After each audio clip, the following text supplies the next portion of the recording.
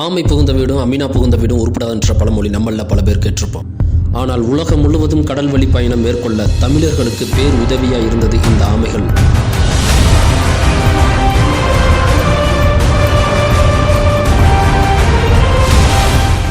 இதை நான் சொல்லுங்க, கடல்சார் ஆராய்ச்சியாளரும் குமரிக்கண்டம் பற்றி ஆராய்ச்சி பண்ணவருமான திரு ஒரிசா பாலையா அவர்கள் சொல்றார். Human migration on turtle corridor, கடலுக்கும் நிலத்துக்கும் தொடர்புடைய ஒரே விலங்கு இந்த ஆமை தான்.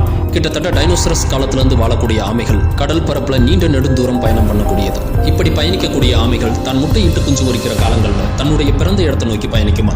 தமிழர்களுடைய மரபுல நிறைமாத கர்ப்பிணி பெண்கள் தாய் வீட்டுக்கு செல்வது ஆமையோட தொடர்புபடுத்தப்படுது. இப்படி கடல் நீரோட்டத்தை நன்கு அறிந்திருந்த ஆமைகளை பின்பற்றி தமிழர்கள் உலகம் முழுவதும் பல தீவுகளுக்கு சென்றதா சொல்லப்படுது.